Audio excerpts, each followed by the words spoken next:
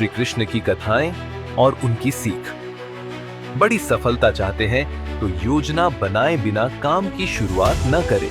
झूठे आरोप लगे तो धैर्य न छोड़ें। बहुत समय पहले मथुरा राज्य में उसके लोगों पर एक काली छाया छाई हुई थी। निर्दयी और अहंकारी राजा कंस क्रूरता से शासन करता था, नागरिकों में भय फैलाता था।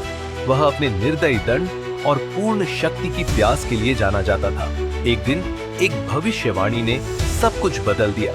स्वर्ग से एक दिव्य आवाज ने घोषणा की, कंस, तुम्हारी बहन देवकी की 8वीं संतान तुम्हारे विनाश का कारण बनेगी। कंस का दिल भय और क्रोध से भर गया। वह इस भविष्यवाणी को सच नहीं होने दे सकता था। अपने क्रोध में उसने अपनी बहन देवकी और उसके पति वासुदेव को कैद कर लिया और उनके द्वारा पैदा किए गए हर बच्चे को मारने की कसम खाई। एक अंधेरी नम जेल की कोठरी में बंद देवकी और वासुदेव के पास भागने का कोई रास्ता नहीं था। उनके नवजात बच्चों की चीखें दीवारों से गूंज रही थी, लेकिन कंस के निर्दयी हाथों ने उन्हें हमेशा के लिए खामोश कर दिया। एक के बाद एक 6 मासूम बच्चों को उनके माता पिता से छीन लिया गया और मार दिया गया। असहनीय दुख में डूबी माँ देवकी फूट फूट कर रो पड़ी। देवकी रोते हुए, हे प्रभु, हमें यह भाग्य क्यों भुगतना पड़ रहा है? क्या कंस की क्रूरता का कोई अंत नहीं है? वासुदेव ने उसका हाथ पकड़ लिया, हालांकि उसका दिल भी उतना ही टूट गया था। वासुदेव, हमें विश्वास रखना चाहिए, मेरी प्यारी देवकी, दिव्य भविष्यवाणी विफल नहीं होगी। हमारा बच्चा आएगा और वह इस आतंक के शासन को समाप्त करेगा। समय बीतने के साथ देवकी ने अपने 7वें बच्चे को गर्भ में धारण किया। कंस को संदेह हुआ और उसने उन पर कड़ी नजर रखी, लेकिन सर्वोच्च भगवान विष्णु ने पहले से ही एक दिव्य योजना तैयार कर ली थी। उन्होंने दिव्य शक्ति की देवी योगमाया का आह्वान किया। भगवान विष्णु, योगमाया, इस अजन्मे जीवन की रक्षा करने का समय आ गया है। देवकी के गर्भ से बच्चे को निकालो और उसे गोकुल में वासुदेव की दूसरी पत्नी रोहिणी के पास भेज दो। योगमाया ने आज्ञा मानी। अपनी रहस्यमय शक्तियों से उसने धीरे से बच्चे को देवकी के गर्भ से निकाला और उसे रोहिणी के गर्भ में रख दिया। रात भर में गर्भ समाप्त हो गया और कंस को बताया गया कि देवकी ने अपना 7वां बच्चा खो दिया है। भविष्यवाणी को कमजोर मानते हुए कंस ने राहत महसूस की, लेकिन उसे नहीं पता था कि भाग्य के पहिए पहले ही घूमने लगे थे। यह बच्चा, जिसे गुप्त रूप से स्थानांतरित किया गया था, बड़ा होकर भगवान कृष्ण के बड़े भाई बलराम के रूप में सामने आया। एक शक्तिशाली योद्धा जो बाद में आने वाले महान युद्धों में कृष्ण के साथ खड़ा होगा। कृष्ण का जन्म समय बीतता गया और जल्द ही देवकी ने एक बार फिर गर्भ धारण किया। यह 8वां बच्चा था जो कंस के अंत का कारण बना। एक रात जेल की कोठरी दिव्य चमक से भर गई। वातावरण बदल गया। एक मीठी सुगंध हवा में भर गई और देवकी के गर्भ से एक उज्जवल सुनहरा प्रकाश निकल रहा था। जेल की दीवारें थोड़ी सी कांप उठी, मानो प्रकृति स्वयं किसी दिव्य प्राणी के आगमन का उत्सव मना रही हो। जैसे ही घड़ी ने आधी रात बजाई, वह क्षण आ गया। एक चमत्कारी घटना घटी। स्वयं भगवान विष्णु ने श्री कृष्ण के रूप में जन्म लिया, लेकिन किसी भी सामान्य बच्चे से अलग इस नवजात शिशु में एक दिव्य उपस्थिति थी। उसका शरीर एक अलौकिक नीले रंग से चमक रहा था और उसी क्षण उसने अपने हाथों में शंख, चक्र, गदा और कमल धारण करते हुए अपना चतुर्भुज दिव्य रूप प्रकट किया। उसके सिर पर एक दिव्य मुकुट सुशोभित था और उसकी आंखों में समय से परे ज्ञान की चमक थी। देवकी और वासुदेव भक्ति से अभिभूत होकर घुटनों के बल गिर पड़े।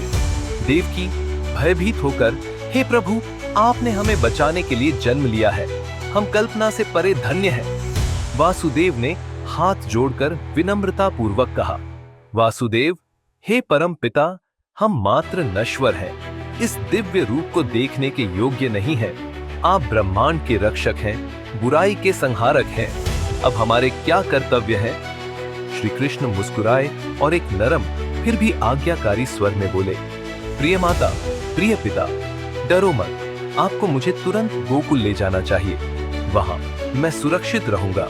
मेरी जगह यशोदा की नवजात बेटी को वापस लाओ। कंस को विश्वास हो जाएगा कि यह 8वां बच्चा है जो उसे नष्ट करने के लिए नियत है। इन शब्दों को सुनकर वासुदेव दृढ़ संकल्प से भर गए। उनका एक ही मिशन था, किसी भी कीमत पर इस दिव्य बच्चे की रक्षा करना। जादुई रूप से जेल के दरवाजे खुल गए और वासुदेव को बांधने वाली भारी लोहे की जंजीरें गिर गईं। पहरेदार गहरी अप्राकृतिक नींद में सो गए, सब कुछ से बेखबर। कृष्ण को अपनी बाहों में लेकर वासुदेव तूफानी रात में बाहर निकल गए। आसमान में काले बादल छा गए और भारी बारिश होने लगी। लेकिन जैसे ही वासुदेव ने बाहर कदम रखा, यमुना नदी 2 भागों में विभाजित हो गई और उनके लिए सुरक्षित रास्ता साफ हो गया। नदी के बीच में विशाल नाग शेषनाग पानी से ऊपर उठे और कृष्ण को बारिश से बचाने के लिए अपना फन फैलाया। भक्ति और विस्मय से भरे वासुदेव ने गोकुल की ओर अपनी यात्रा जारी रखी। गोकुल पहुंचकर वासुदेव नंद बाबा और यशोदा के घर में दाखिल हुए, जहां अभी-अभी एक बच्ची का जन्म हुआ था। सावधानी से उन्होंने कृष्ण को यशोदा के पास बिठाया और धीरे से बच्ची को गोद में उठा लिया। किसी को परेशान किए बिना वे मथुरा वापस चले गए। जैसे ही उन्होंने बच्ची को जेल में रखा, दरवाजे फिर से बंद हो गए और जंजीरें फिर से दिखाई देने लगी। सब कुछ पहले जैसा था, सिवाय इसके कि अब कृष्ण गोकुल में सुरक्षित थे और कंस के पतन का अंतिम अध्याय शुरू हो गया था। अगली सुबह कंस ने एक नवजात शिशु के रोने की आवाज सुनी और जेल की ओर दौड़ा। कंस मुस्कुराते हुए, तो 8वां बच्चा पैदा हो गया है, अब मुझे कोई नहीं रोक सकता। बिना किसी हिचकिचाहट के उन्होंने शिशु को देवकी की बाहों से पकड़ लिया और उसे अपने सिर के ऊपर उठा लिया, उसका जीवन समाप्त करने के लिए तैयार, जैसा कि उन्होंने उसके भाइयों के साथ किया था। लेकिन इससे पहले कि वह वार कर पाता, एक चमत्कारी घटना घटी। बच्चा उसकी पकड़ से फिसल गया और आकाश में ऊपर चला गया और देवी योग माया के भयंकर रूप में परिवर्तित हो गया। योग माया गड़गड़ाहट भरी आवाज, मूर्ख कंस, जिस बच्चे को तुम खोज रहे हो वह तुम्हारी पहुंच से बाहर है। वह पहले से ही सुरक्षित है और भविष्यवाणी को पूरा करने के लिए वापस आएगा। यह कहते हुए वह एक चमकदार रोशनी में गायब हो गई, जिससे कंस सदमे और आतंक में आ गया। उसे धोखा दिया गया था। निष्कर्ष, दिव्य योजना की शक्ति शुरू से ही परम प्रभु ने सब कुछ त्रुटिहीन तरीके से योजनाबद्ध किया था। 7वें बच्चे बलराम को योग माया की शक्तियों के माध्यम से बचाया गया था। 8वें बच्चे कृष्ण को सुरक्षित रूप से गोकुल में स्थानांतरित कर दिया गया था। कंस को यह विश्वास दिलाने के लिए धोखा दिया गया था कि भविष्यवाणी विफल हो गई थी। यह कहानी हमें एक महत्वपूर्ण सबक देती है। सफलता तब मिलती है जब एक सुविचारित योजना होती है, यहाँ तक कि भाग्य भी रणनीति का पालन करता है। इस प्रकार भगवान कृष्ण की यात्रा शुरू हुई, जो अंततः कंस की हार और दुनिया में धर्म की पुनर्स्थापना का कारण बनी।